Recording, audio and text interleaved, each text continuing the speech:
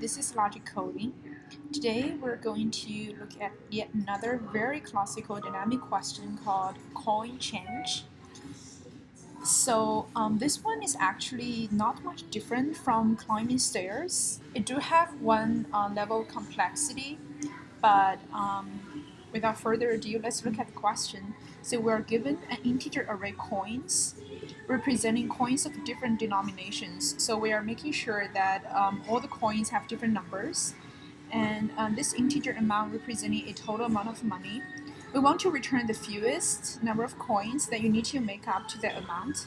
So it's also a counting problem, but we do want to get the minimum number. So we might have different possible ways of changing coins, and we want to get the minimum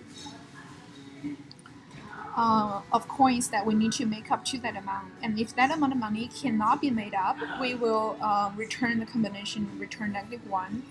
So if we can, we just return the minimum step. If we cannot, minimum step or -1.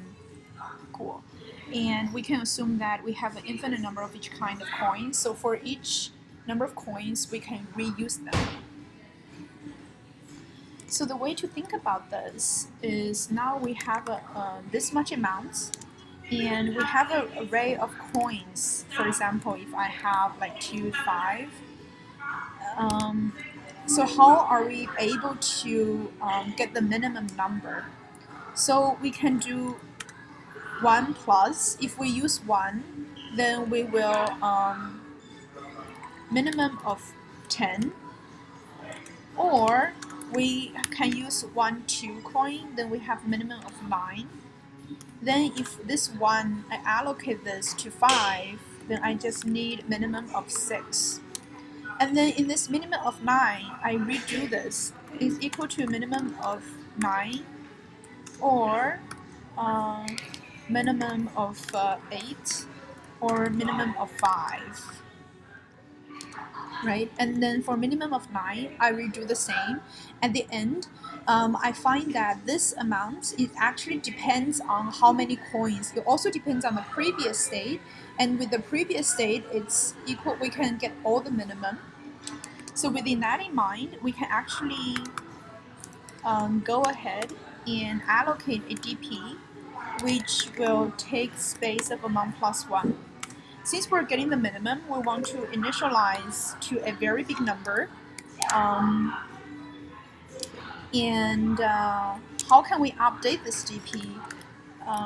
The initial condition of DP0 is 0 because we do not need any steps for that.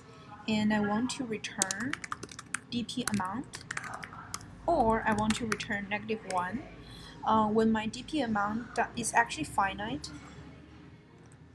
is not equals to, I actually should return this amount. Within this loop, I start with I equal to 1 and update to this. Within this, for each one, I actually have a coin, right? If my I is bigger than C, then I can update my DBI equals to minimum of 1 plus I minus this coin, the previous steps. So in this way, my time complexity will just be ON, and my space complexity will, my time complexity is S, which is the amount times N, and my space complexity is S, since my DP array size is S. This one is actually pretty similar to climbing stairs in the way that for each state, it actually depends on the previous states. And the previous states, instead of just -1 and -2, in this coin change problem, it's I minus C. And we need to look through all the previous states and then find the minimum number and store that as the state of DPI. So in the future, we can just look up in the tabular table of this DP and update in DP amount. Let's try run this code. Cool.